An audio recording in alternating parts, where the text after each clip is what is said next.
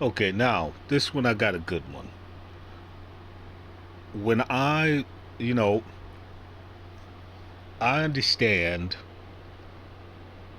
I understand that people believe that they can just assert anything and that they don't have to provide any proof. And then when they make the assertion, they can just slap onto it, I'm speaking hypothetically. This is my narrative. I'm telling a story. This occurred on the other side, mas proximus, a the singularity, a priori, in a unobservable time within the 380,000 year light curtain. Okay, that's a deistic fiction. All of this stuff that I'm talking about is a deistic fiction, and I have no problem with deistic fictions. My only problem is that when you state a deistic fiction, label it as a deistic fiction. When you are telling a story, label it as a story. If you say you are speaking in the hypothetical, you may be able to say, I am speaking in the hypothetical, which is lower than reality, meaning hypo, low, thetical, a low theory that is sanus, that is valus, salus, nada. It does not, valus, grano, salus, nada. That grain of salt is so small that it has no value, meaning that it is an ASA, meaning in modern parlance an ass, which is the exact same word, which is not part of a human body. But it is a time in Rome where the numismatics got so bad that the basic coin became like the United States penny. The penny, it cost the United States Treasury more money to make a penny than a penny is worth. And the penny has become so bastardized. It's not quite like Mexican coinage where you just put it up to a magnet and the coinage sticks to it. The United States is a little bit more clever. It has some type of a zinc. You put that penny in acid and the whole room explodes. The penny is just absolutely worthless, and the United States Treasury hates the penny because it takes more money to make a penny than the penny has in terms of circulatory value. That is the assification of a currency. Germany, during the Great Depression, assification of a currency. Texas speak, high dollar, meaning the dollar that is up north, eventually the greenback, the U.S. currency, that in contrast with the currency of the Confederacy, which had no value when it was first printed and had less than no value as the war went on. The continental currency versus the Spanish currency, the continental script versus the taler with a T, not with a D, the taler español, taler españole. Okay, so what am I talking about? When you're talking about languages, What occurred after the fall of Rome is that you had an extremely fractured society. Germany is the best example of that. That's why all of my thoughts go back to Germany. So the Germans, prior to Caesar, were like the American Indians. It's North and South America. Not like the Mesoamericans, the Aztecs or the Mayans. They weren't like that because those people had actually an urban society. The Germans, prior to Caesar, had very few urban societies. They were pastoral, hunter gatherer, tribal people that lived in loose coalitions and had linguistic diversity, more or less like you see today in the Philippines and Papua New Guinea. That's why the Philippines is another area that I focus on constantly. Germany and the Philippines, because of the absolute balkanization, to use that word, of those two places at different periods of time in history. One where the balkanization continues because of the nature of the area, because of extreme islands, and the other that was balkanized because of cold, ice, snow, impassable mountains, river valleys. I mean, Germany is a small place, but it has so many obstacles. It's a cold Colombia. You hear where people say that in Colombia you have every single type of climate. Germany is a cold Colombia. Every type of terrain, every type of climate. And I mean, and because the country is small, these changes are radical. One day you're in the Alps, the next day you're at the beach. 20 minutes later, radical. Kind of like California, where you hear Californians talk about that in the same day they went surfing, swimming, skiing, and windsurfing in the desert. Okay, California, uh, Germany, same type of effect, but Germany a little bit colder. So,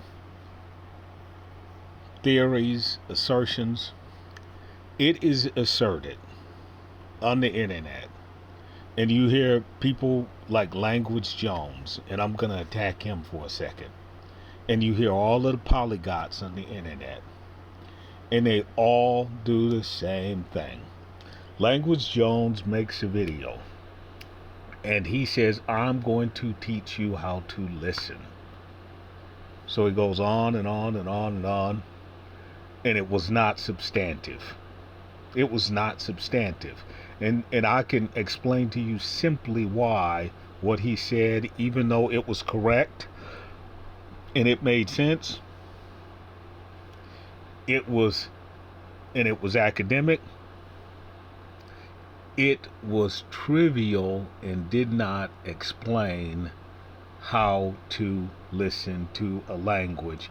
And the reason why is because he used only linguistic terms and he used no mathematics. So I went back to CHAT GPT. I put in the combination theory of listening, put in the mathematics, and CHAT GPT says, yeah, okay, that's correct. Language Jones didn't put a number in, and that's based upon the confusion that numbers and letters are different. They're not. That's based upon the confusion that counting and reading are different. They're not different. That's based upon the conclusion that vocally counting and vocally speaking of letters or words are different. They're not different. That's based upon the theory that if a microbe sends out a signal that signaling, because it is not done in the air with the sound wave, is fundamentally different than what we do when internally to our bodies, that's exactly what we do. And medicine, which means in Latin to heal a hurt, medicine does nothing but go into the body and identify the signaling processes, intercellular and extracellular. Now you're going to say, oh, no, no, no. They work with hearts, they work with brains, they work with organs, they work with bones. Okay, maybe in a cadaver lab, they do work with hearts, work with bones, work with this.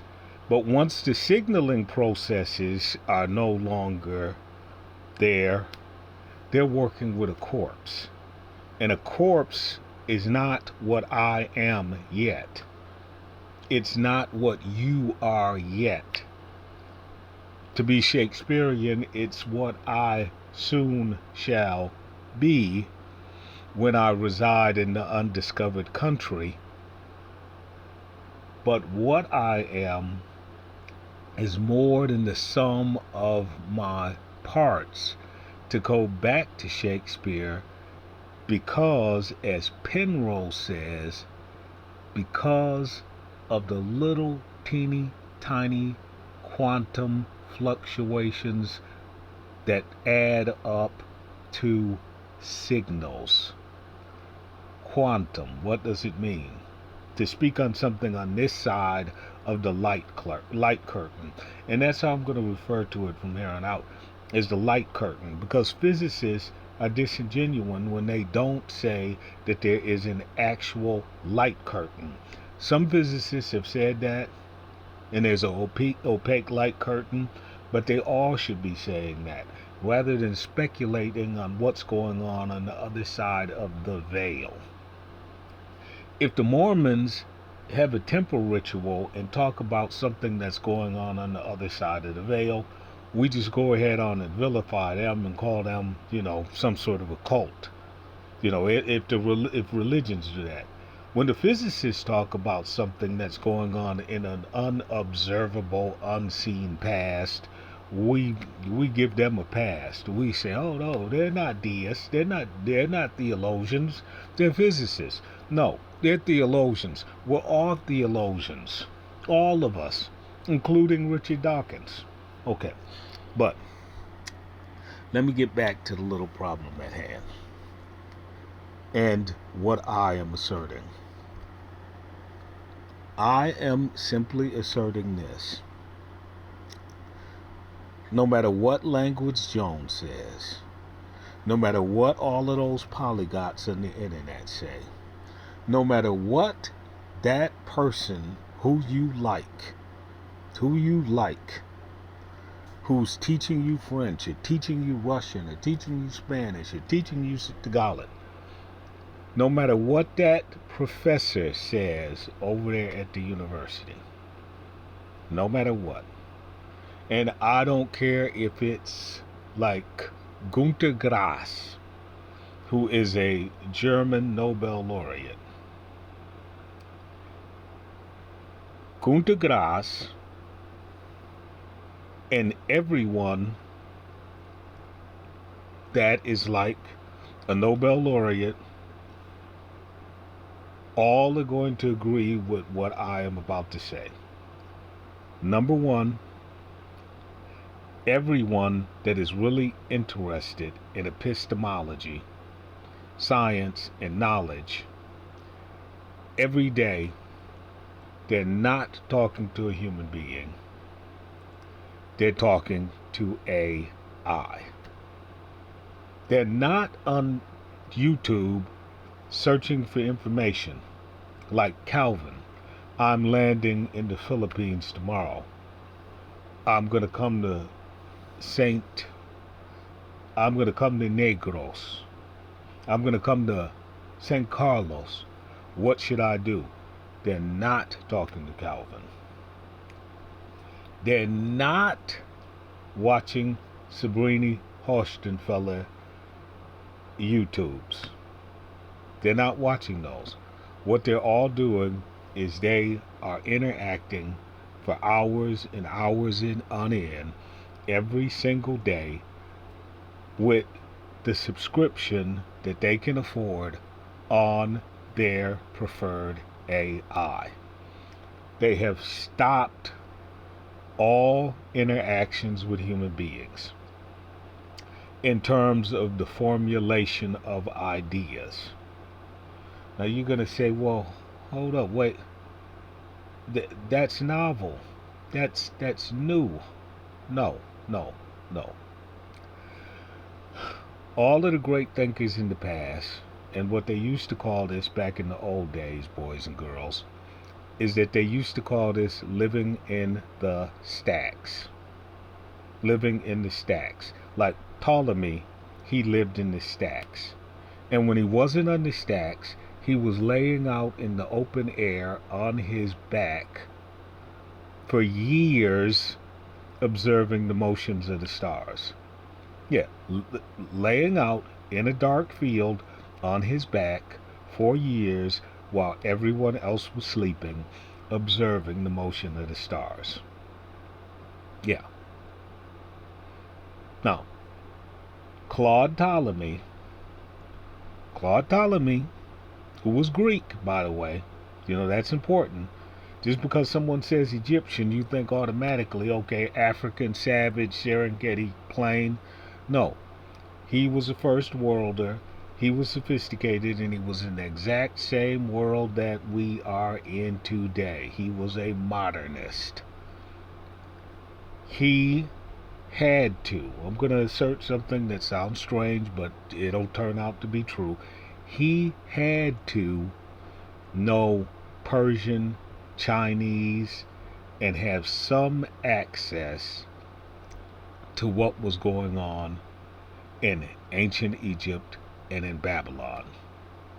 He had some close access to it. Maybe he couldn't read a clay tablet, but he was close enough to people who could still read cuneiform to know that, hey, that means the Septentrionis, the northern star. That indicates that they knew that the world was circumferal. Okay. All right. So this is what I'm saying. You cannot learn a language from a human being better than you can from AI. And if you think that you can go to Duolingo, which is nothing but an AI interface, and not directly to the AI, you're fooling yourself. You're just paying more money for something that you're already getting. Just pay the AI company directly. Don't pay Duolingo to ask the questions for you.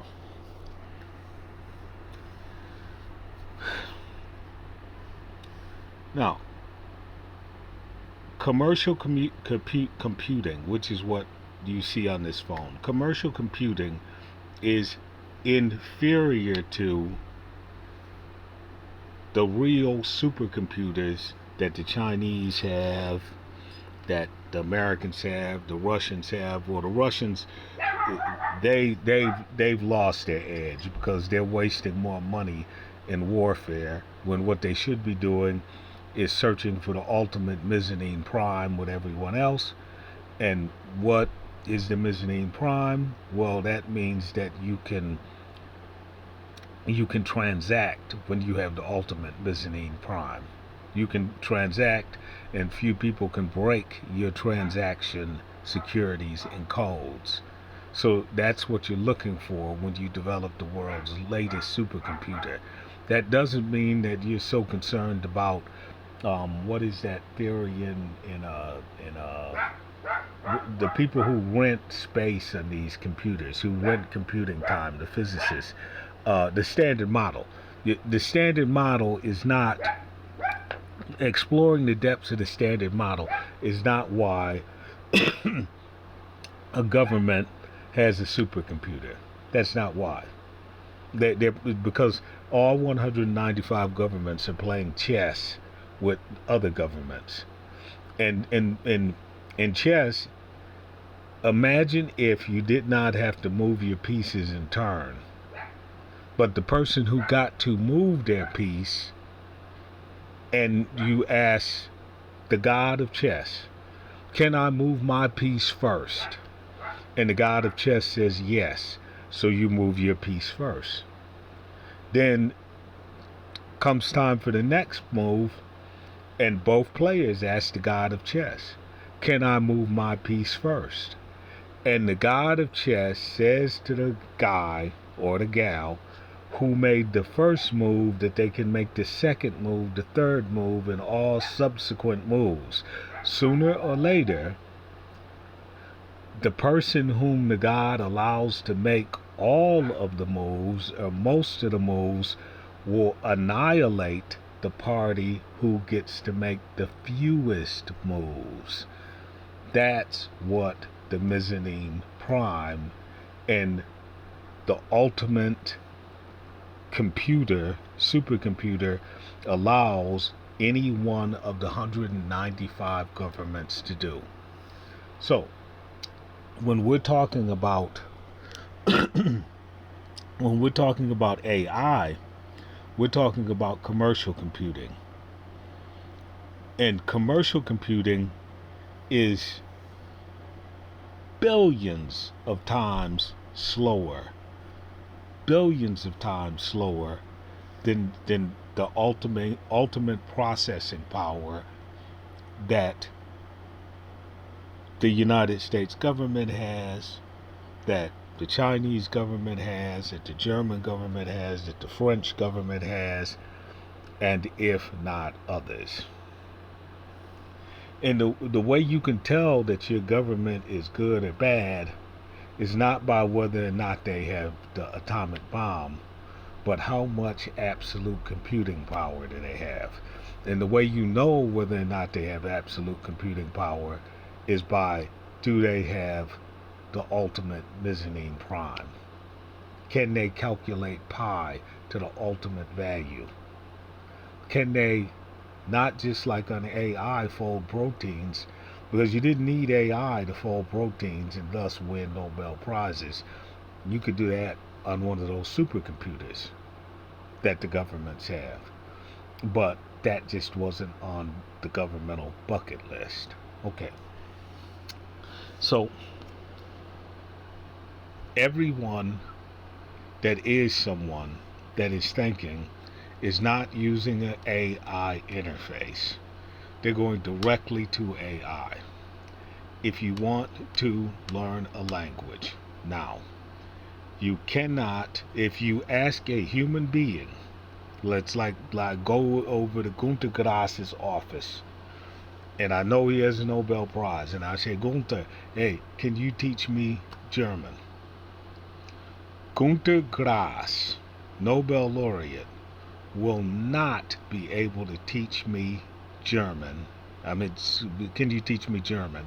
He will not be able to teach me German and enhance my German better, swifter, faster, and with more accuracy than AI. He won't be able to. He's a human being. He can only hold so much information in his brain. He has his brain, just like all brains, auto flushes information so that it can put in new information that it hopes is more relevant in subsequent time, that will keep him or her alive. That's why we forget. People who have instant recall in terms of memory,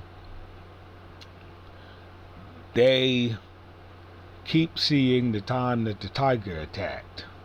They keep seeing it, they keep seeing it, they keep seeing it, they keep seeing it. They can't forget it. And it impacts their life. Yeah, they might be able to solve some problems, like some little cute math problems, better than you or I can, but they keep seeing that tiger attacking, keep seeing that attacking. They go into the kitchen and their hand or their finger gets cut by that knife again and again and again and again and again.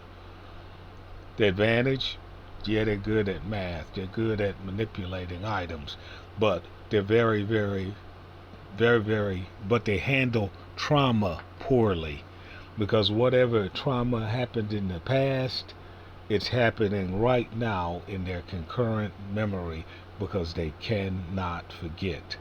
That's why we all say whenever we have some type of trauma, we say, hey, go ahead on and forget about it.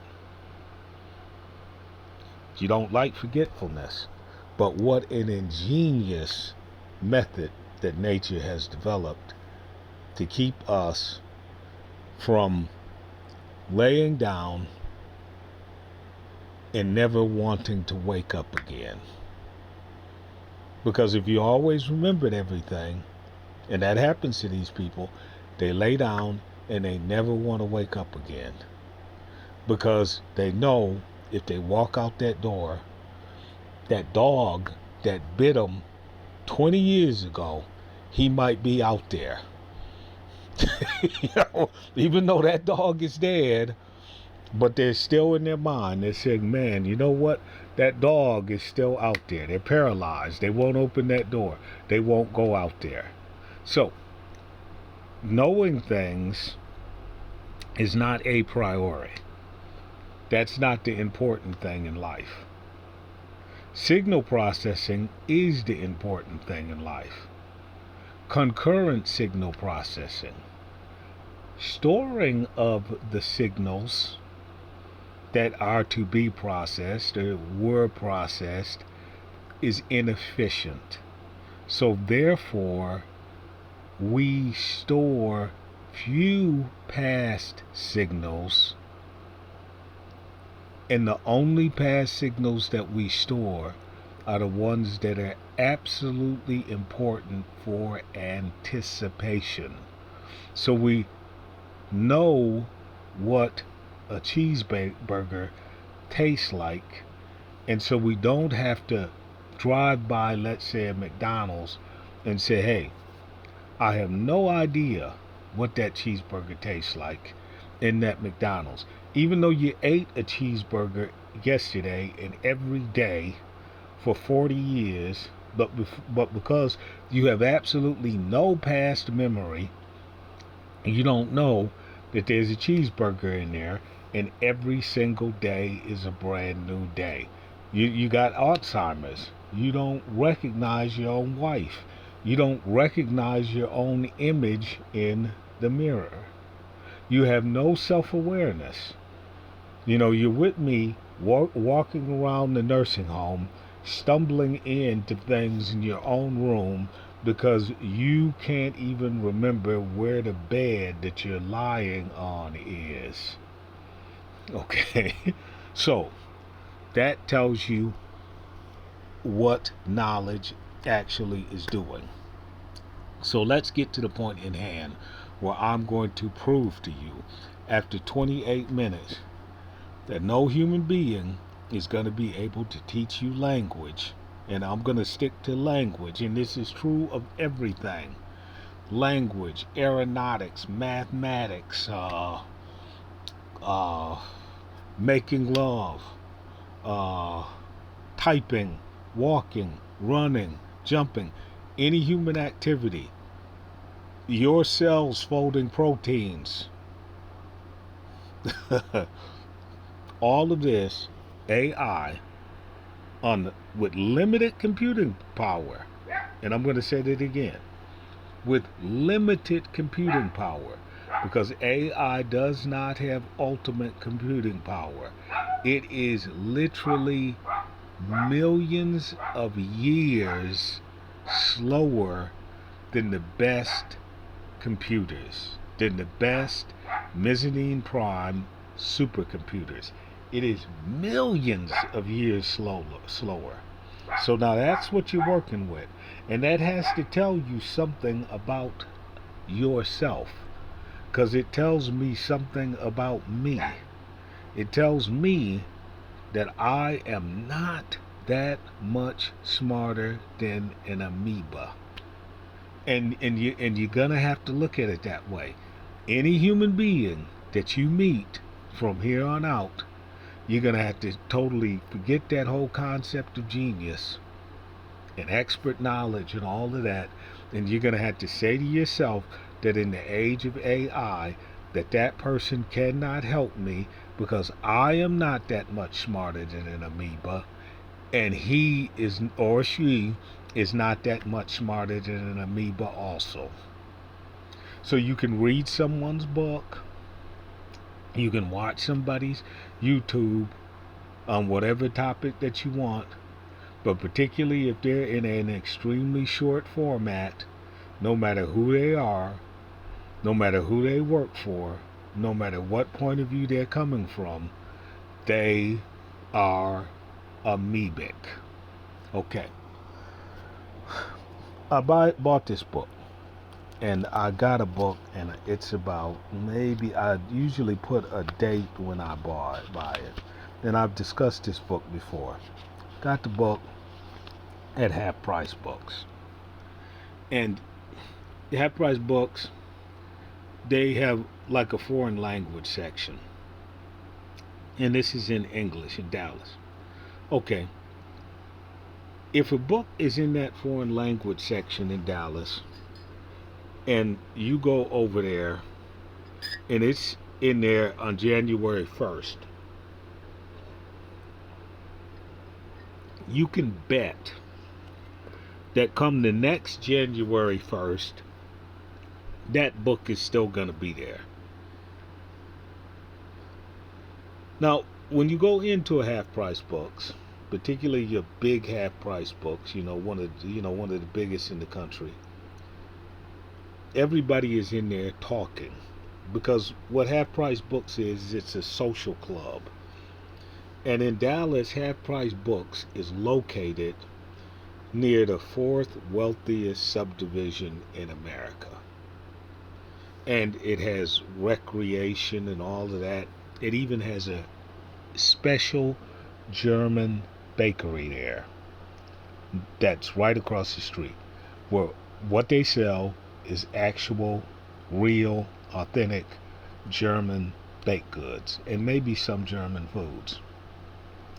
So now there's a fringe neighborhood that's not a good neighborhood there, but it's a new immigrant neighborhood. So you go to that neighborhood and you're going to hear every language on earth spoken there. And you're going to breathe a lot of gun smoke, and you're going to see a lot of flashbang, and there's going to be a lot of gunfire. So you go over there, duck, duck, duck, duck. But except for that little spot that's treacherous, the rest of this is good. So you go into Half Price Books, and doctors, lawyers, professors, the highbrow and the intellectuals of Dallas are all in there buying, selling, and trading books. But you go to the foreign language section, and a book that was there in January will be there the next January, the next January, the next January. So I'm walking through Half Price Books, and I bought this book, Fabula Italiane, Ivano Cavino. Number one, Cavino is not Italian. He's Cuban. That should give you some clues. He's a Cuban immigrant who migrated to Italy. Okay? That should give you some clues. So, the best archivist and one of the best writers in the history of Italy is actually Cuban. But, so I go over there, and this is a multi-series set of books, and I'm deciding whether or not I'm going to buy it. And obviously, I don't have enough Italian at this particular point. This is 14, 15 years ago. I don't have enough Italian to pay for these books.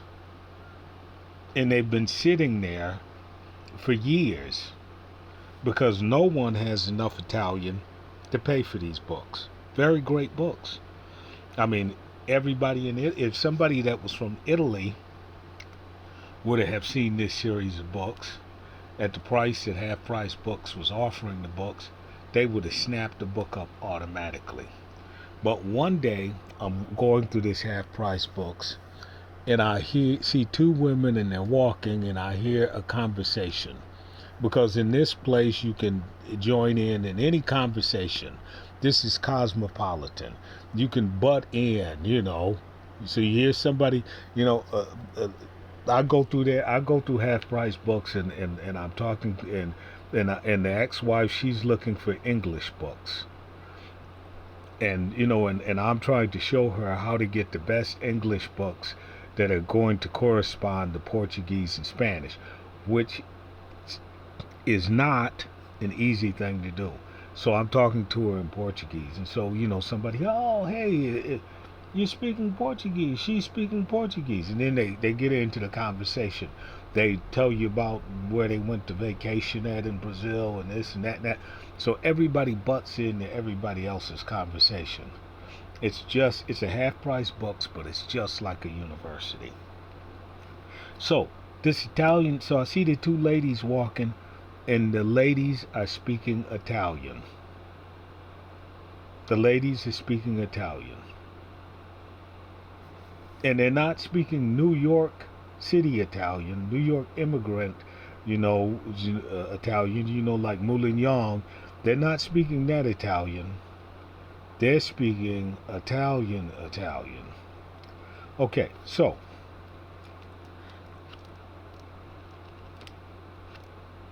how many Italians have I met in life? Okay, now I got a brother-in-law that was directly from Italy, and so when I was married to his wife's sister, and they were in Spain, or they were in Italy, or they were in Brazil, I could pick up the telephone and talk to him anytime I liked. And he was very helpful when it came to Italian. And he spoke Italian, French, Spanish, English, and maybe another language, but he spoke well. And the reason why is because he was a football. There's these guys, and they're former football players. He had been one of the greatest football players in Italy. And so after his career, he became an agent. And so let's say that you're Rolandinho, Ronaldo, and you want to go from a Brazilian football team to, let's say, Inter Milan. So you need an agent to do this, and so that's what he became. He became a football agent. So he would travel to all parts of the world, Africa, Asia, this place, that place, to get football players. Okay, so he was very helpful. So you got the lady in Half Price Books. You got one Italian guy that was like Romeo, that was living in the public shelter in Minneapolis on vacation from Italy. And he was about 6'2", and he looked like Buffon, the Italian goalie Buffon. He looked just like Buffon. I mean, and he's like living in the shelter, and all of the club girls are lined up to be with him. I mean, everybody that thought they were a player were not a player when he was in town for that brief moment. He took everybody's woman. If you were a Timberwolf, he had your woman. If you were a Viking, he had your woman. If you were first chair at in the Minneapolis Orchestra, that Italian dude had your woman. If you were Prince or big musician and or big rock star, he had your woman. This Italian, I mean, this was 30 years ago, and I'm still impressed with this guy. I mean, I still idolize him. I mean, he had that much of whatever he had. Whatever he had it. And I've never seen anyone who had it like that. I mean, he was literally on vacation from Italy, living in the shelter. You know, like a $3 a night shelter at the time. He was saving cash, but he didn't pay for anything. Strippers pulling up. Strippers pulling up, taking him out to eat. I mean, this guy, I was like, damn, look at this. Oh, okay, so back to the book. Back to Chat GPT. Back to saying to you why a human being, again, cannot teach you language, and that a AI interface is a waste of time. Okay, now I say to Chat GPT, go to this book, Fabulari, Volume Uno, Cavallo. I misspelled that, Ivan Cavallo. See, now if this was a human being, they would not be able to find it because of that misspelling. Chat GPT doesn't care. Fabulari la Barbe di Conte. Translate the fable into French, then explain how ye is used in Italian. Then explain the prelictic plural forms such as the masculine I, ye before nouns, and substantive beginnings with a vowel, and S impurity or Z. Also explain, is there a plural terminal signal in Italian as there is in English, Portuguese, and Spanish? Also explain the Alemannic German pluralization method. Now, that's a hell of a question there, Language Jones, that has nothing to do with jargon. Understand that that's the real question. That has nothing to do with jargon. That's a real question.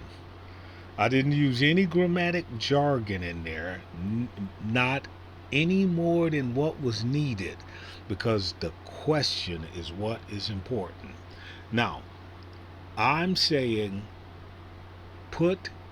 translate this fable into French. Now, that's one of the most important things about it. See, translate the fable into French. Watch this. Now, that translate the fable into French is very important, and watch why. Le Barbe del Conte es un fabula italiano ricorrente por ricoele retold ricoele por ottavo Calvino dans son ouvrage Fabula Italiano.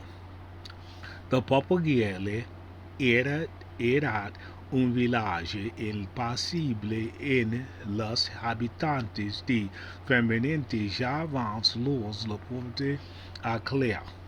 Un jour, un conte arrivido avait les soldados y estado dans un château. Et si impose le taxis lors de le village et commença à s'y plaindre. Et só un groupe de villageois decidirent de ir un fantasma et envier le conte à la chasse. And they're gonna take off his shoes looks like. En él cuando vino los drapos blancos y retourné à le château il falla il est bleu. Il compte entender la vacuum et sortit demande et ils entendant et le visage répondait qu'il était en mers et des plaines de force et réclamèrent de justice. Le comte effrayé et prenait et réduisait le taxi et traînait à les villagers avec du respect. Les villagers retournèrent chers et tout satisfaction et de leur rosée.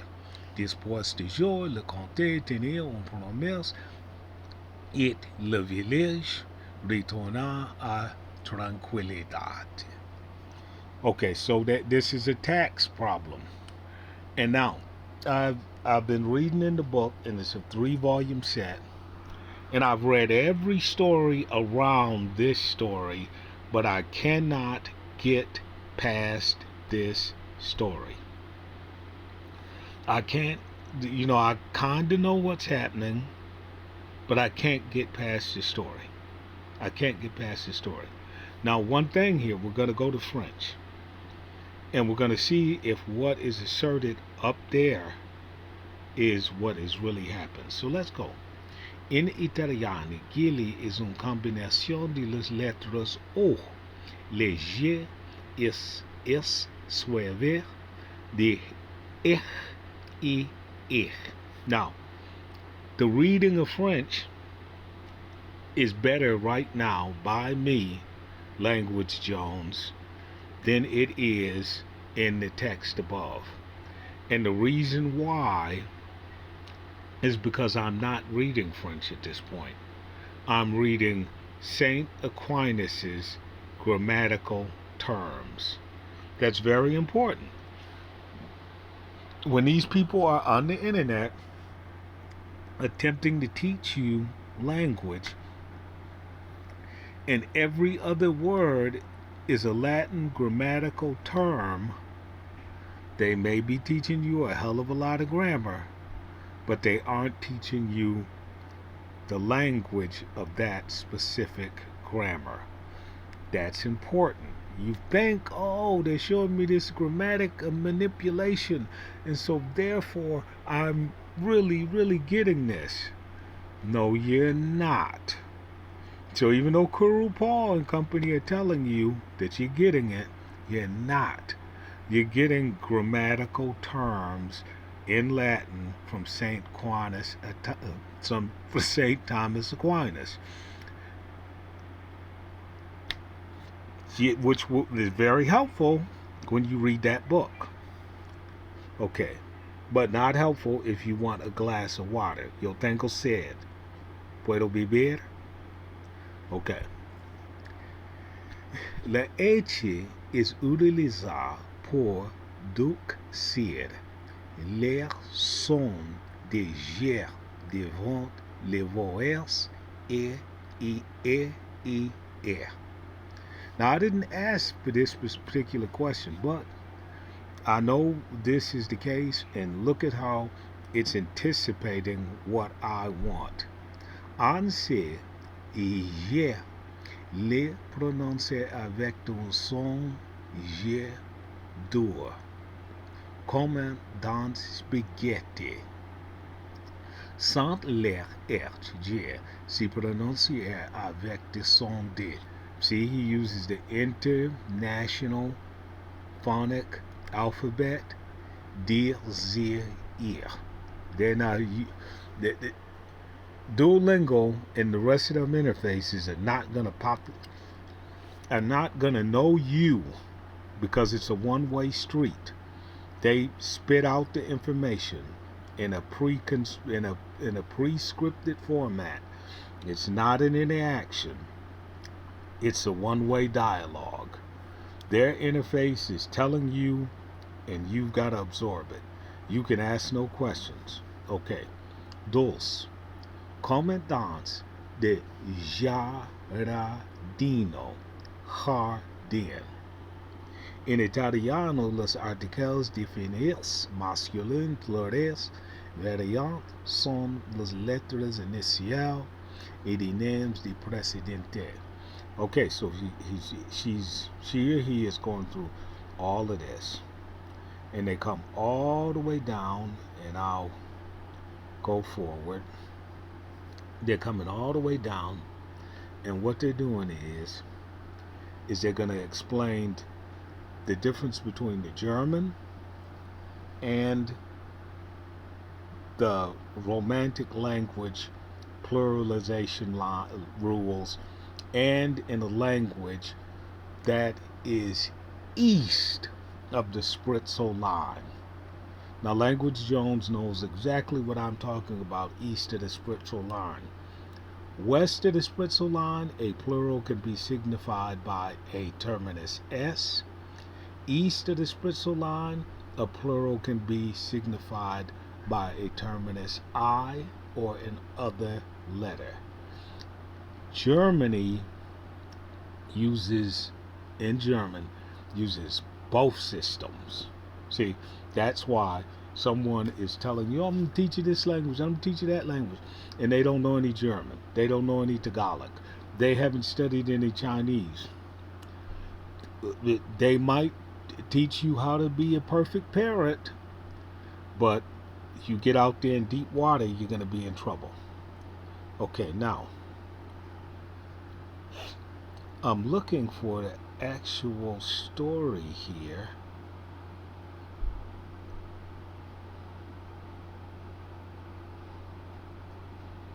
Okay, now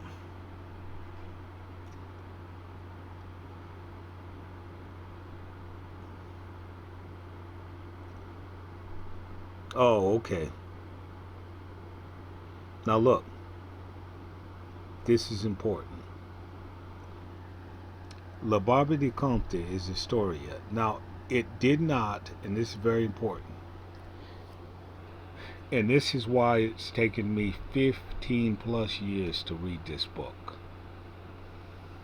And I'm going to not tell you exactly why it's taken so long. And I've already told you how many Italians that I've met that may have had the capacity. Oh, okay, I met two more Italians that were that were um that were tri or bilingual, that were um architects, that were building a multi-billionaire's home in Dallas. So those two. Okay, so I'm up to like, what is it, 6 Italians, 5 Italians, maybe that. Okay, and the two Italians that were really intellectual, those architects, I did ask them questions about Italian. But since it was a construction site, and the Italian woman that was with the famous Italian architect, since she was so beautiful, you couldn't really ask her questions because, as they say in Texas, people wanted to run you off because, you're asking this beautiful woman questions. Of course, I asked the guy questions, and no one thought much of that. But if the Italian guy wasn't around and I asked the Italian woman a question, man, scandals. It became scandalous. What are you talking to her for? Asking her about something in Italian. What? you know, that's how it went. So, okay, so we're up to less than 10 Italians. Not not New York City Italian, like the Cuomos, but I'm talking about real blown, straight from the old country Italian. So we're into less than 10 of these guys. Now, I asked CHAT GPT to write this story out in Italian, and it did not do that. And as a matter of fact, the story that it's attempting to tell is entirely not the story. It's not the story as it appears in Italian. So, CHAT GPT got the story so far as I can tell wrong, because this story is not a story necessarily about taxation, and there's no way that I can currently prove that. And the reason why is because I haven't gotten through the entire story, and what is in French here is about the story and not the story itself. Okay. Now, I'm picking this particular story because I'm attempting to show you the limitations of a human being teaching you a language. Now, I say this. I looked at all of your sources. How long did it take you to perform that request? Now she or he didn't perform their whole request. I didn't get the translation of the actual story, of the actual fable. The actual fable was not translated into French. That's important. It took about 10 seconds, 5 to 10 seconds, to perform this request. The web tools quickly process this query, locates relevant sources, and retrieves information. Then I synthesize the response to address each part of your question clearly and cohesively. Let me know if you'd like further clarifications or adjustments. See, now it's saying if you'd like further clarifications or adjustments, and the reason why is because it knows it has not performed all of the tasks. It has not translated this story into French. Okay. Okay. This source is in my personal Google book library. See, in one of the sources that he listed, or she listed, Italian Proper Tales by Thomas Frederick Crane, A.M. Professor of Languages, Cornell University. What year is this? 1885. Okay, now, very few of you know what 1885 means. It's just a date to you. And I'm going to say this again, and I said this in prior videos. I knew my grandmother. I knew my great-grandmother. I knew both of those women. One was born shortly before 1893. The other one was born around maybe 1870, because she had to be about, no, maybe she was born around maybe she was born right around 1880, 1890. So with the great grandmother, somebody came over one day. I spent, months of the summer with her.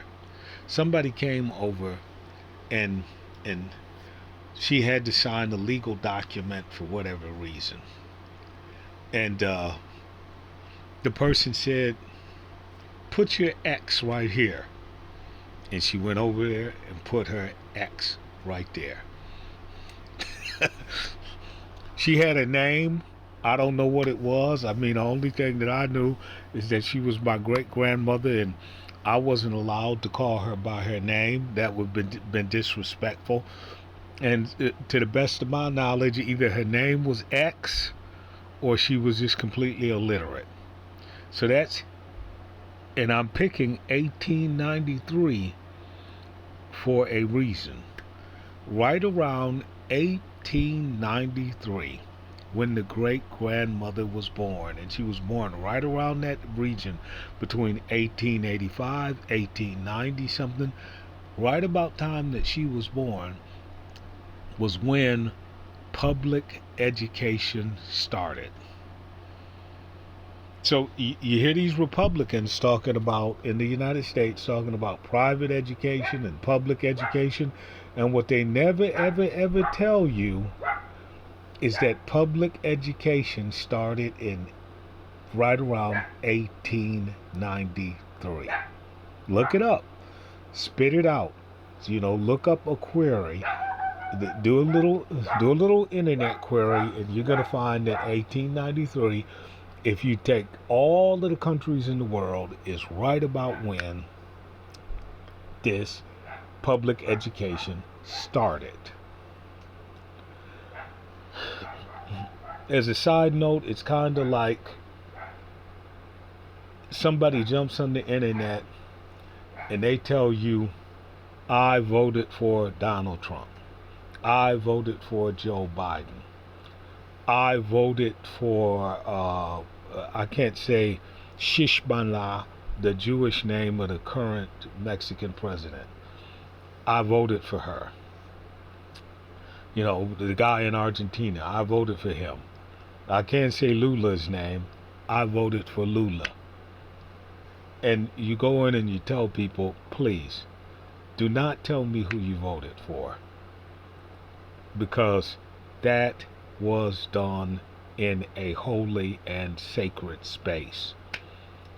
Now, since everybody wants to claim they are atheists now, without understanding what the words actually mean,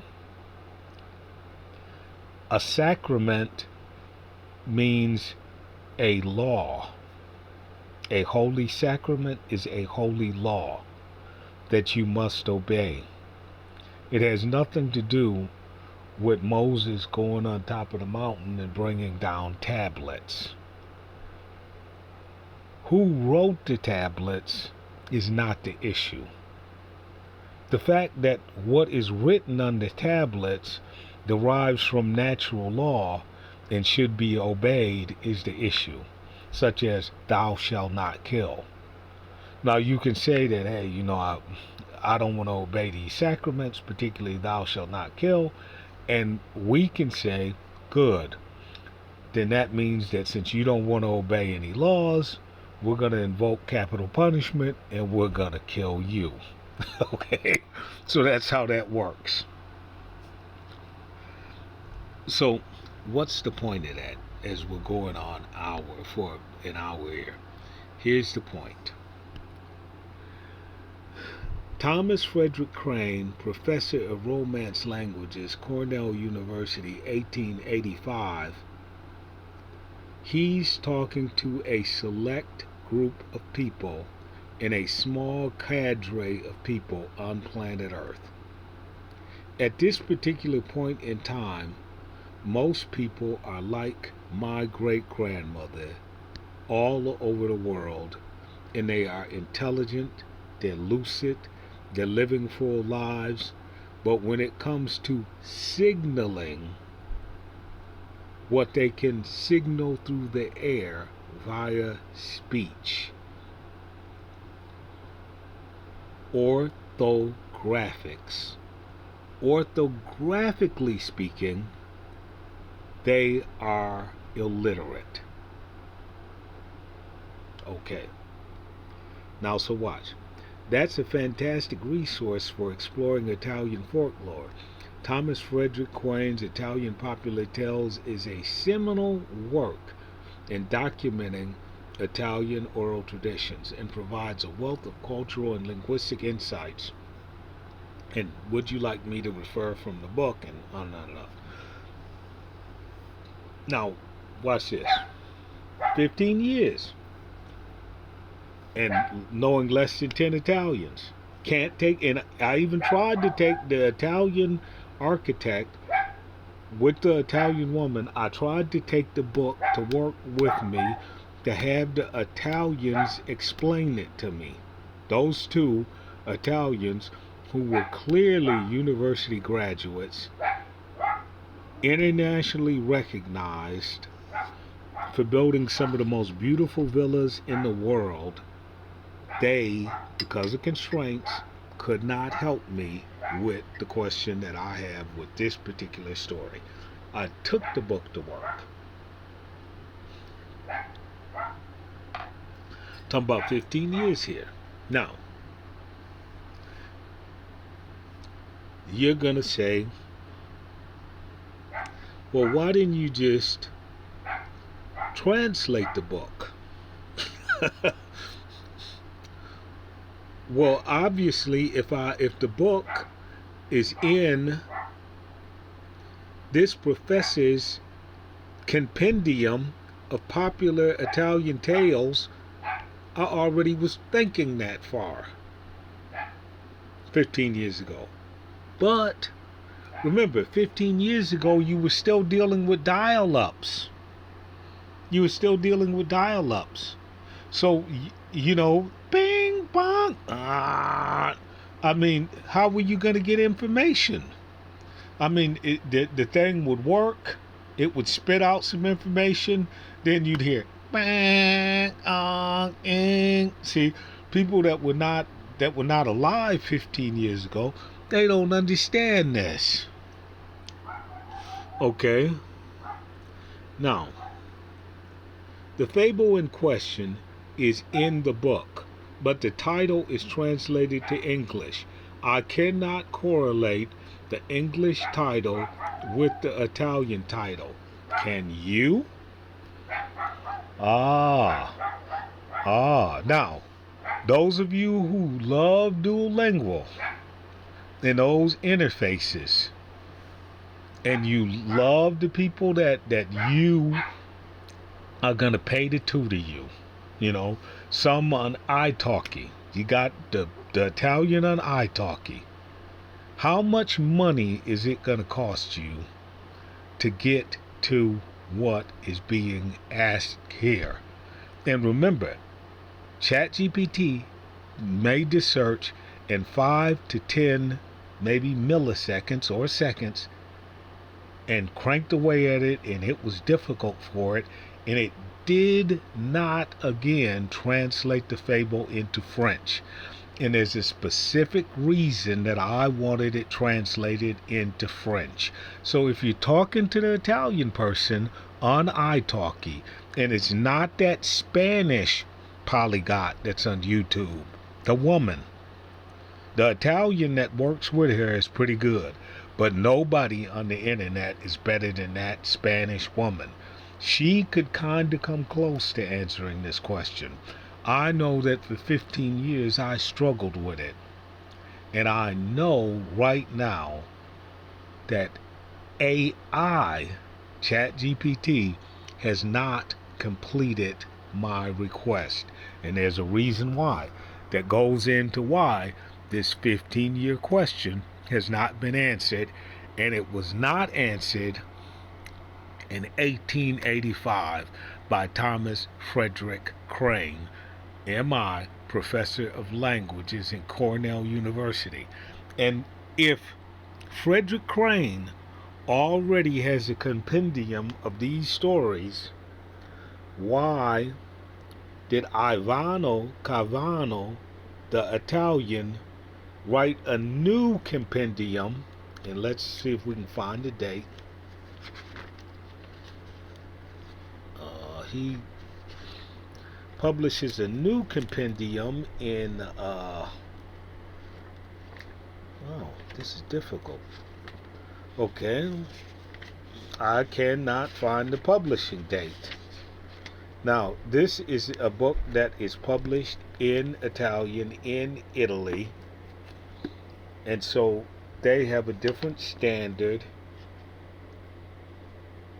And because they have a different standard, we don't have a publisher's watermark in the back or the front of this book.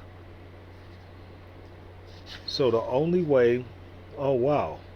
Now, one of the questions that I asked was, give me all of the works of Italo Calvino. And it looks like in the very back of this book, they have opere di Italo Calvini in edizione Oscar. So maybe he has, so maybe in the back of the book, they've answered that question that AI has not answered. Okay, I don't know when this book was published, but okay, here we go.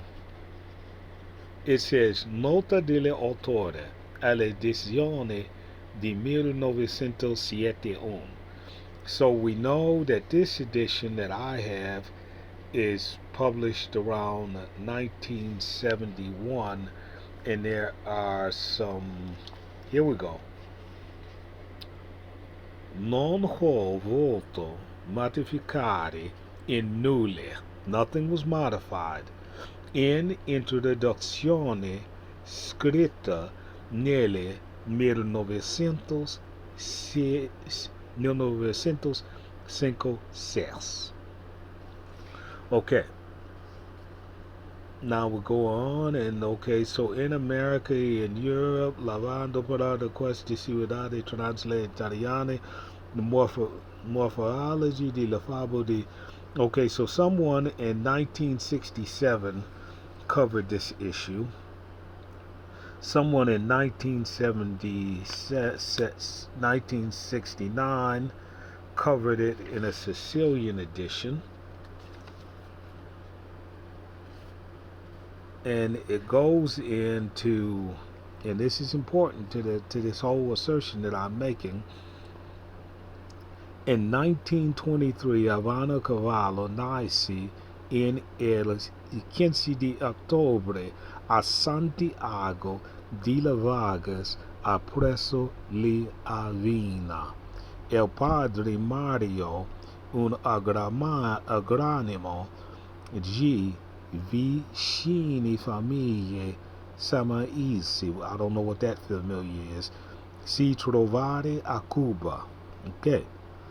And then so trascorre 20 anni a Mexico. Okay, so there's a Mexican connection here. And so then you got his mother, and they're going down. So in 1925, La famiglia di Cavani falter ritorni a Italia. Okay, so they were initially Italian. And oh, now I got it. See? And era rivoluzione messicane del tempo di Pancho Villa. So they leave in Mexico. They go from Cuba when he's 1 year old, about 1 to 2 years old. They arrive in Mexico. Mexico is in turmoil because of the revolution. E la famiglia di Cavani ritorna a Italia. So, el ritorno en la patria o estado programática del tiempo. And so there were many, they're implying that there were many Italians that were in the Italian diaspora that returned, like from Brazil, Latin, Argentina, and having, because remember, there were agreements between the Italian government that started around 1880, 1870, where laborers would leave Italy, go to the Americas, and then once they got enough money particularly men, to start their lives in Italy, they would return. Okay, so that's what they're talking about. So they go and see, and now I've jumped straight past all of this and started reading the book.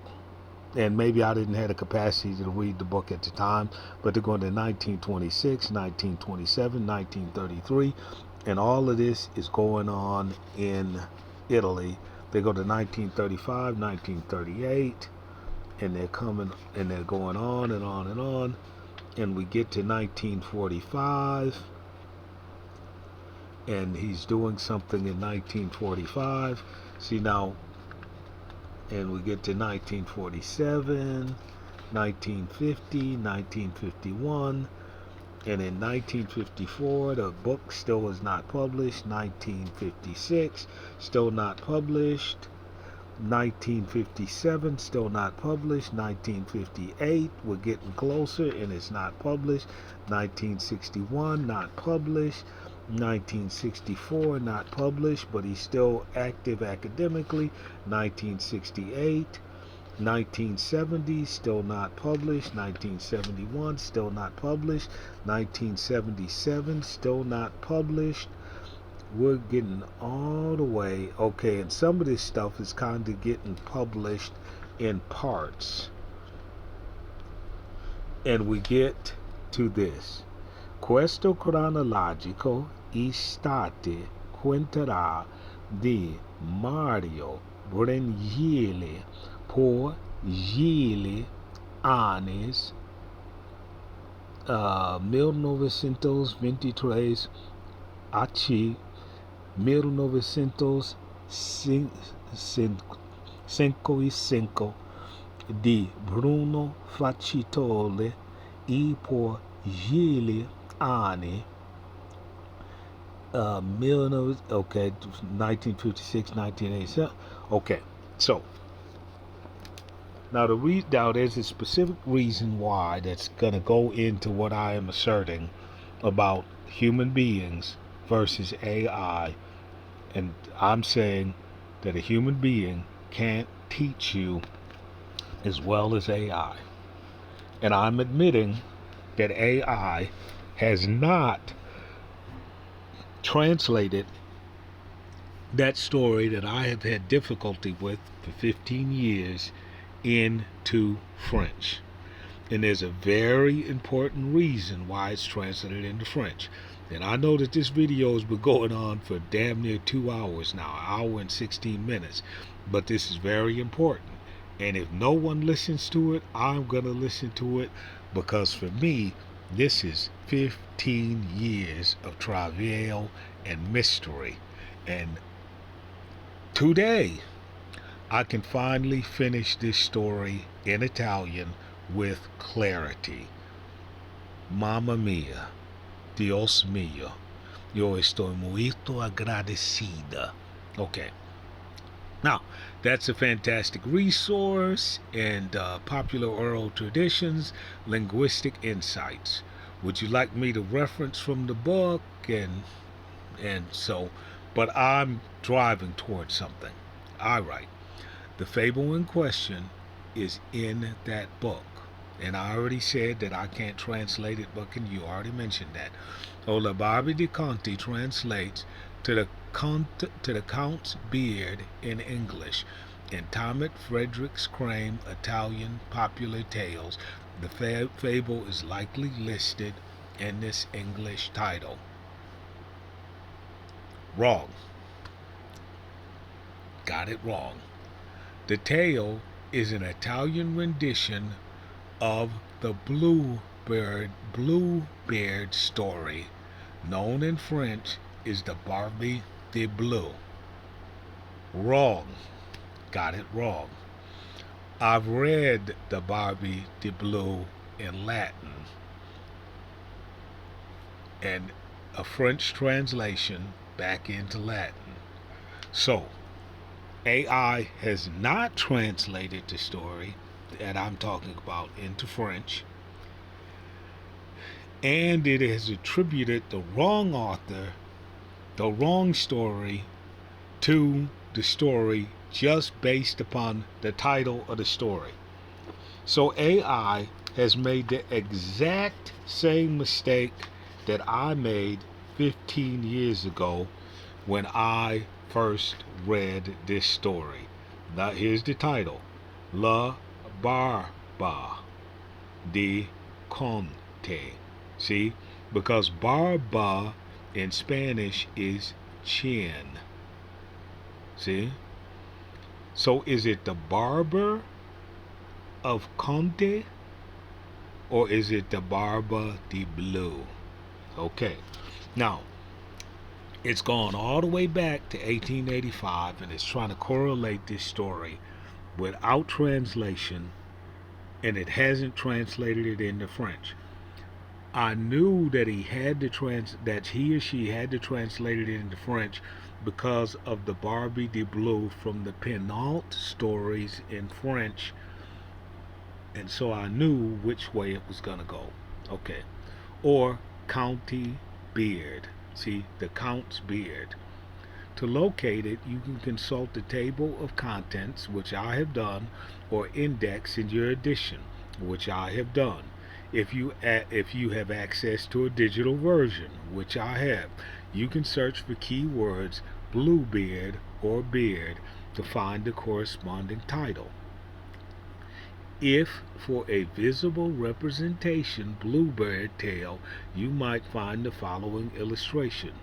Great, I say, great, but there is an English buccaneer called Bluebeard. Ah, see, getting complicated, right? Yes, there is an English pirate or buccaneer famously nicknamed Bluebeard, though he is less well known than Blackbeard. Edward Tetch, I don't know who that is.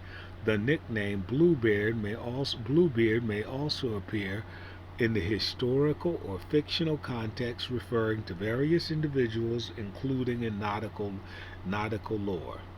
It is worth noting that the pirate Bluebeard is distinct from Bluebeard of folklore and fairy tales. Yeah. The fairy tale Bluebeard, originally written by Charles Perrault, however you say his name, I'd have to ask someone who speaks French, is a macabre story about a wealthy man who murders his wives, whereas the pirate connotation focuses on maritime exploits. Now, why he murdered his wives, that's going to be pretty good. You'll have to read the story for yourself. Read it in Latin. Hell of a story. Hell of a story. And if you are in the Philippine expat community, that should be the story that you should put on your wall. You know, if you are a what are those? If you are what are those guys called, calling themselves playboys, international playboys, passport bros? If you are a passport bro, you need to read that story in Latin. It will provide you with a little insight and show you that you're doing nothing that's unique. Once again, King Solomon, nothing is new under the sun, boys, gentlemen. Okay, if you look for connections between Bluebeard's story and an English pirate story, there might be coincidental or symbolic. Okay, now would you like me to go into this? Okay, now watch. Okay, here's my initial theory when I started. 1 hour and 22 minutes, is that a human being, even if it's a Nobel laureate like Gunter Grass, at this point, Gunter Grass cannot, even if he were using his own novel, he cannot tell you more about the novel which he wrote himself, for which he was awarded a Nobel Prize. He cannot tell you more about that novel than AI can. Now that has got to really tell you something. That means that no matter what is of human authorship, the author himself knows less about what he wrote than when he sends that document or sends that statement or sends that equation or sends that theory. He knows less about it than AI. Now you're gonna say, no, that's not the case. He wrote the book. Send the first sentence of Gunter Grass's story through AI and send Gunter Grass an email based upon AI's analysis of that sentence. And I will guarantee you, well, send the whole paragraph. I will guarantee you that Gunter Grass will be enlightened. as to what he meant in his own writing. Now, okay, you notice that Duolingo is included in your first list of sources or topics. Every time I have asked CHAT GPT this question, it has been highly complimentary of language interfaces. It has always said that language interfaces are useful, and it has always encouraged the use of language interfaces. I'm not going to go into why it would come to that assumption. You will have to come to that assumption. Well, matter of fact, I'm going to tell you why. Any individual subscriber is only going to pay around $20 a month to subscribe. But an interface that uses that uses CHAT GPT, Gemini, or any of those other AIs, that interface is going to be paying millions and millions of dollars per month to the AI people. So the people that are making the thing, programming the thing, they are always going to give deference to the people that are paying the most money. So that's why they're going to talk real nice about Duolingo, even if that's not going to benefit you. Okay, now, yes, I noticed that Duolingo appears in the list of sources from my research tool. Wait for it. However, Duolingo is typically known for language learning. Wait for it. Not as a direct source for folklore or academic translations. It might have been included because of general discussion about Italian language or grammar that were tangentially related to the query. If you like, I can focus on more scholarly or literary sources for deep insights into this topic. Let me know how you'd like to proceed. Okay, Language Jones, other guy that I just made a video about that's talking about Duolingo and these interfaces. And those of you who believe that you can pay an interface to give you what you can already get because you feel that you are not competent enough to ask the right questions directly of AI. Okay, now here we go. Wait, I say. You are excellent. Go to Ivan Cavino's work. You will see a multi-volume series of Fabulae Italiane. Now, right there, see that internal server error? It cranked and it cranked and it cranked and it cranked, and nothing came back. So then I say, you have ran into some roadblocks on this one. It cranked and it cranked and it cranked and it cranked and it didn't come back. Please search. Please stop the search and prepare for my conclusions. It cranked and it cranked and it cranked and it cranked and it did not come back. Are you back yet? Still not back. Internal server error. Okay. Let me tell it why it couldn't translate this tale into French. And let me tell you why it took the wrong citation from 1885, the wrong French citation, from 16 whatever, correlated it all, and all got it wrong. Watch this.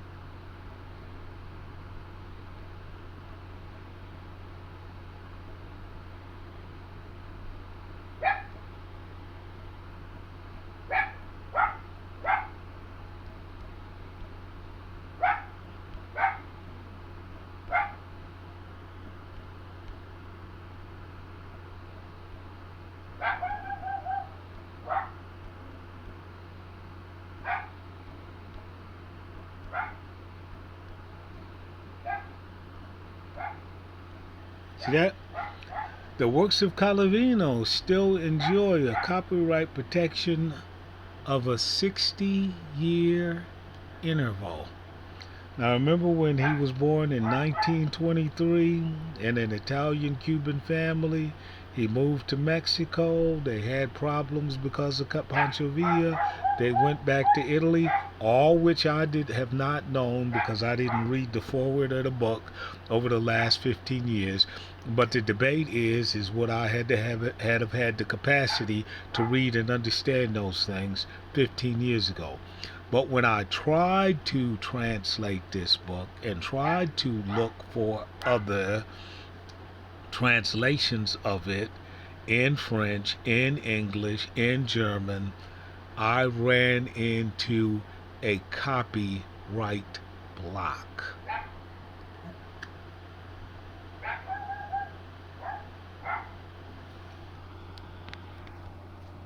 Now, it has an internal server error. Now, so what we want to know is there something wrong with the internet? There's the story in Italian, and here we're going to listen to it. La barba del conte.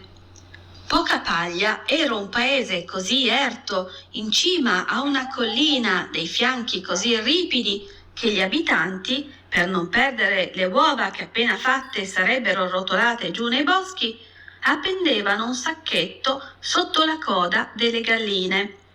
Questo vuol dire che i pocapagliesi non erano addormentati come si diceva, e che il proverbio "tutti sanno che a poca paglia l'asino fischia e il suo padrone raglia" era una malignità dei paesi vicini, i quali ce l'avevano coi pocapagliesi solo per il fatto che erano gente tranquilla, che non gli piaceva litigare con nessuno.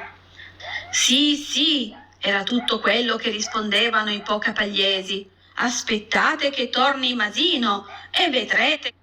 I'm gonna speed up and go through this. Now, so this kid is born, his name is Marcelino. And Marcelino goes off to war in Africa. But for some reason, his father is making him some Sicila vino resistante and Pharaoh. And somehow the color of a horse and of the wine that he gives to him before he goes off to the wars in Africa, somehow this is involved in that, which I can't figure out. See, it's little subtle details. Now, as you go on and on, everyone in this mountainous village is waiting for Marcelino to return. See, he's their partire del Africa, comunidade A, and they're waiting for him to return from Africa. Okay, see what I'm saying? And there's where let me see.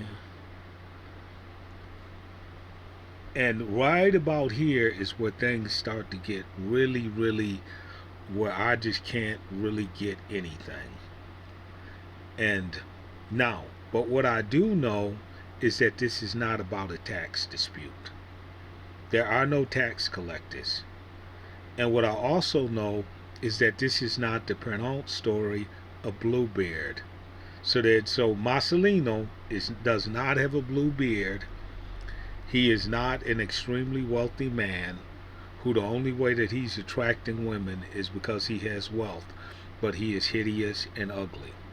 Okay, so I can clearly see this. So the stories are not the same. So Chat GPT has completely, absolutely messed this up.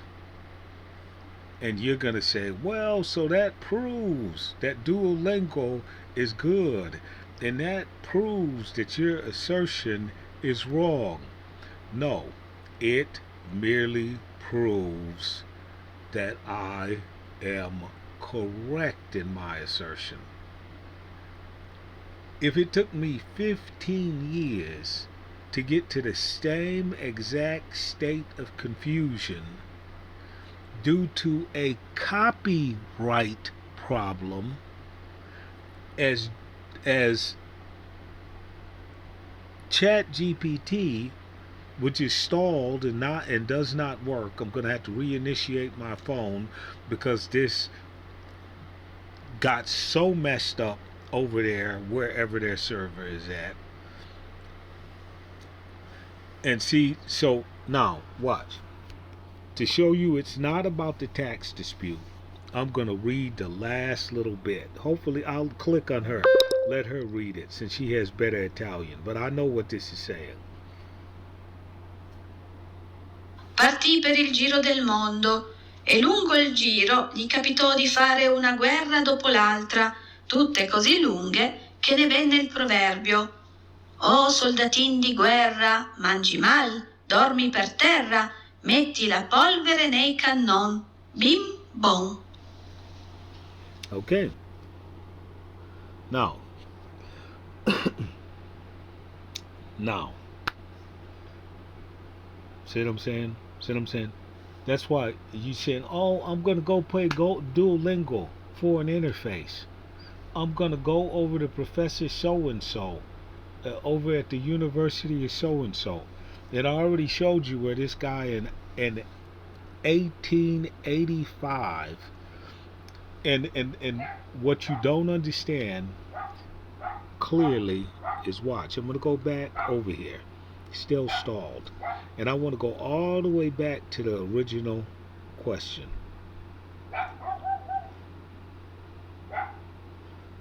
I'm going back to the original question.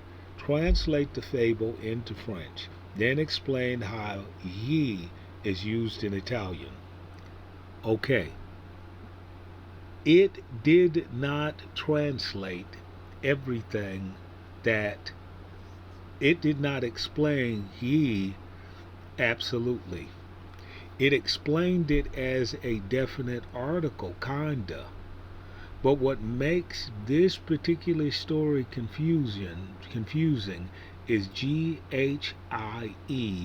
is not just a plural marker, but it is also an ablative case, a accusative case, and a dative case in Italian. So I can say io gli amo. Io gli mangiare. See, and the last one I got wrong because that's a transitive verb. I cannot eat jelly. But in the other one, I can transfer my love to jelly. So jelly is something that you are going to also transfer a direct object to. Now, I got an internal server error. So, and that's going to happen. You ask hard questions, things are going to freeze up. So you come right over here, bingo, you hit them. Now,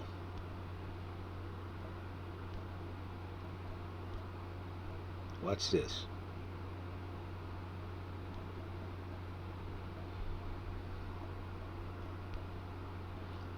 So you know what you're looking for.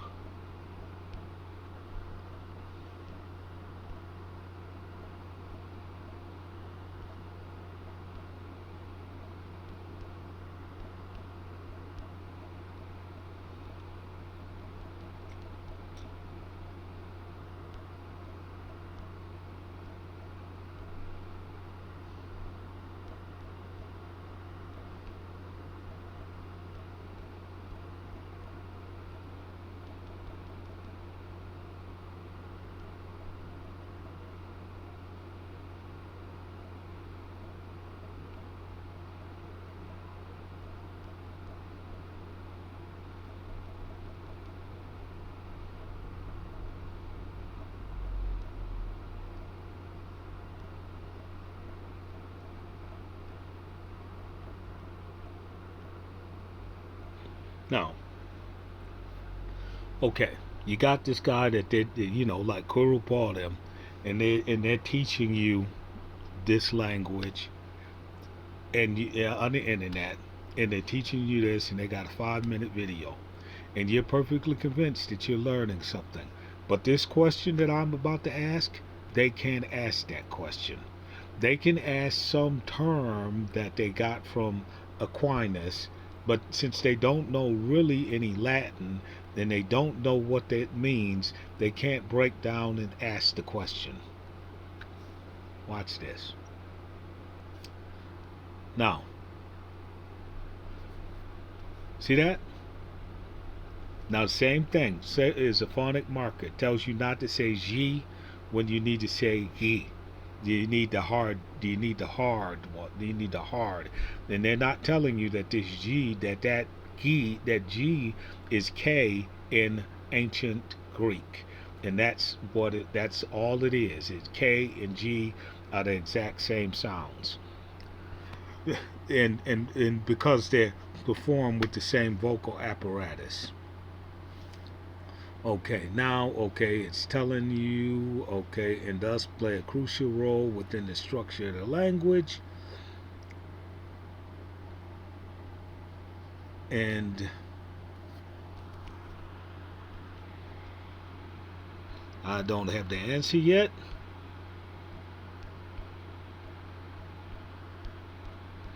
So I gotta ask again.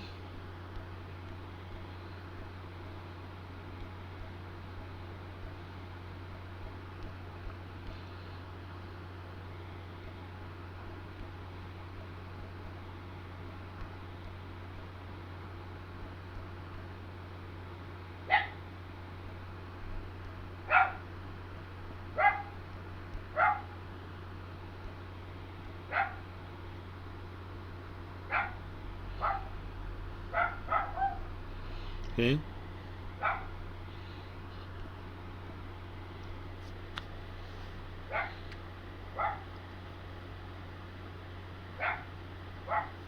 Now, so it says it's not a pronoun of verbal transference.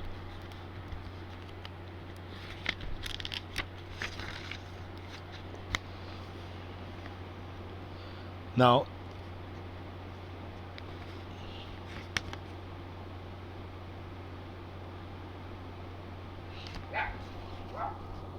watch this. Ah.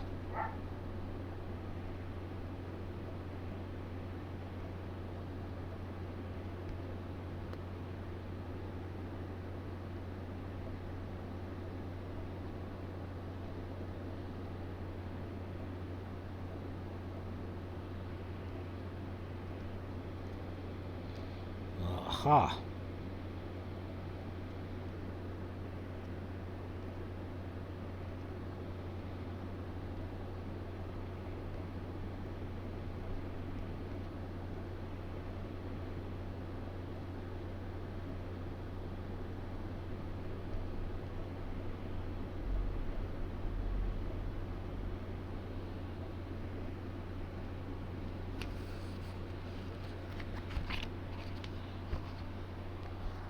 Okay, now, this is why I have been struggling with this story.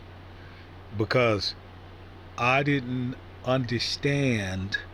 I didn't understand.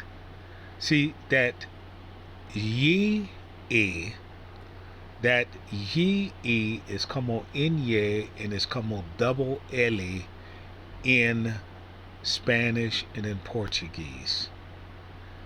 GHI, the H has no sound, but it says key. Key. It's going to give you a hard k, k, like a K, key. This thing here, GLI, is ye. Ye. Is ye. Ye. See? I couldn't get the difference. So in this story, the plurals are all like, they're all over the place. They're all over the place. I couldn't get the difference. And because of the copyright, I couldn't get it translated into any associative language that had a similar plural system so that I could bring it back into German, English, or whatever that I wanted to bring it back into to break it down. So look, in Italian, ye is an indirect object pronoun meaning to him or to them.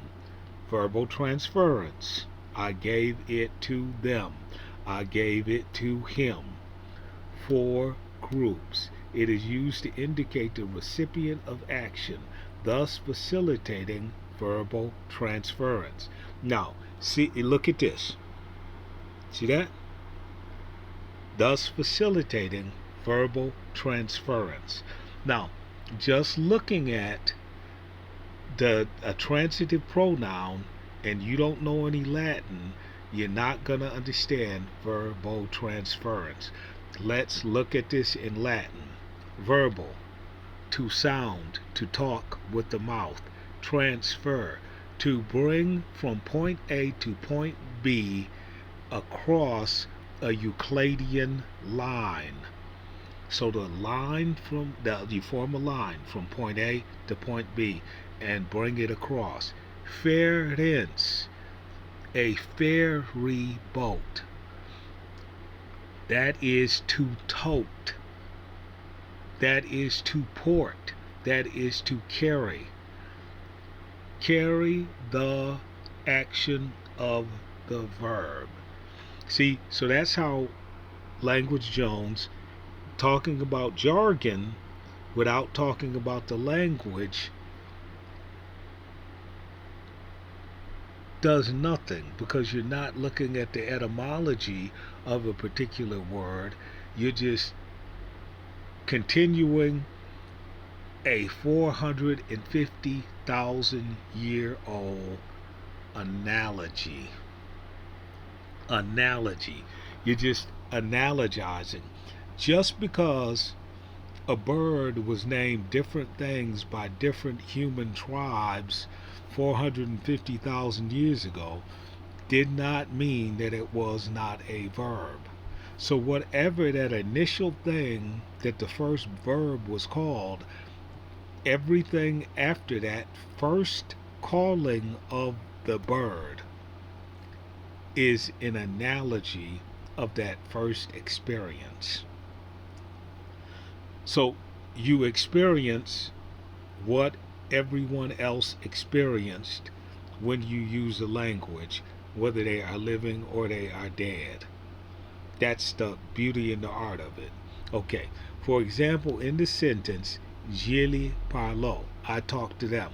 See, I spoke to them. See, I couldn't get that. Je les shows who is receiving the action of speaking. It can also refer to mixed gender groups, making it a versatile pronoun in conversational Italiano. Therefore, je les indeed serves as a pronoun of verbal transference. Now we go to the table. And now the pronouns make sense. The English pronouns are not important. If you try and match pronouns from one language with pronouns from another language, as soon as you get to Tagalog, Cebuano, you're going to all of a sudden have a problem because there are pronouns that exist in focus grammar that in no way exist in English or in Italian or in any other language. So to assume that a pronoun is a pronoun is a pronoun is a really, really bad assumption. You kind of have to do exactly what I've been doing here for the last 2 hours and the last 15 years. You got to go off and compare one language with another. You've got to do it. And if you and AI is the only thing that can really help you. See, because a human being would take hours and hours and hours and hours to come to this conclusion. And even if the human being knew this, he or she would be frustrated because they were saying this is painfully obvious. So an Italian would be saying this is painfully obvious. How could you be that stupid? So, io sono americano. Tu sule un studente. Lei un professore no. Lui andato ieri. Lì è mi dita. Noi mangiamo la insalate. Ok, voi, studenti, loro sono italiano. Ok, loro. That means blonde in Portuguese, which comes in Brazilian Portuguese, which comes directly from Italian. Okay, that took 2 hours in combination of 15 years. I'm going to listen to this story in Italian over here on YouTube. What's my boys over here doing? Hey, are you all right?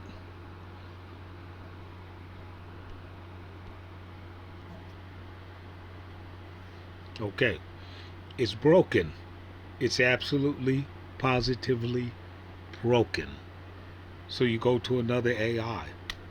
What broke it? See? Internal server error. That means that the question that I asked it finally figured out that it can't answer it because of the Italo Calvino copyright strike. It figured that it can't answer it. Now, if this thing that has absolute data storage, and remember the architect at the house with the woman who were degreed and credentialed and were two of the smartest people in the world when it comes to building villas. On this question, 15-year question, that cannot be clearly resolved by a copyright strike, has seized CHAT GPT up, perplexed that architect and the person that he was with.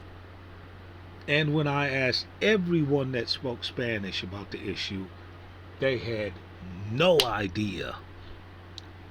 I don't care what their level of education was, they had no idea exactly what I was talking about. And you can't assume that an Italian would know what you're talking about based upon the letter G, because G is K in ancient Greek. So, but depending on the dialect of ancient Greek, that's going to be how you're going to say G, like G, gent, government, cafe, cow, car, chai. It, all of that is based upon a platal G, where you stick your tongue up against the top plate, then you push your teeth forward and say G. You know what? I guess you put a little canal between your teeth, but you hit your plate with the back of your tongue, G, or G, you know, yellow. See, yellow. Okay, all of that. If the Italian doesn't know ancient Greek and the Italian doesn't know any Latin, the Italian will not be able to see why that particular story is so confusing. If the Italian doesn't know all of the associative fables that can be confused with that particular fable, the pirate Bluebeard, the Pernod story of the guy with the blue beard who who who looks horrific but is very wealthy. His wives, he eventually kills them. All of those stories can be confused with this story about Marcelino if you reference it by the title. CHAT GPT is seized up. Now, I spoke to CHAT GPT about this, and what this is called is looping. You have to know what you're saying when you put it in here. It will loop based upon what you said. It's gonna use what you said as a reference to find whatever it needs. It can error correct your spelling in a string and get to the result. So it's not a question of spelling. It's a question of when you have too many things, in this case, that sound too similar, that all could be the same story, but they're not, over an extreme expanse of time. Because you're talking about this Bluebeard story is a story that's 2,000 years old at least. And this can all be a different linguistic group telling a spin on the same original story that's been told for 450,000 years by human beings. See? And to tell you what I'm saying is look at the story of Cyrano de Bergerac. Bluebeard, long, disfigured, ugly nose. Same story. Midsummer Night's Dream, turned into a donkey. Same story. Okay. This CHAT GPT seizing up, anyone that sees this, you're going to say, well, you spent 2 hours and CHAT GPT is seized up and you said that it was the that it was the best teacher in the world. But you, an idiot, have seized it up. You are an idiot. You're not very smart, but you just seized CHAT GPT up. Well, yeah, I certainly did. I knew where I was going. I knew that CHAT GPT would have questions with this, just like I had problems and questions with it for 15 years. But CHAT GPT has gotten me to the point that I can finally finish this story. And the 10 Italians that I met, they did not get me there. So that shows you that just because you think that you can have an immersive experience and that is going to be the yellow brick road that is going to take you to the wizard, hey, whatever you do, don't look behind the curtain. And once again, know before you go.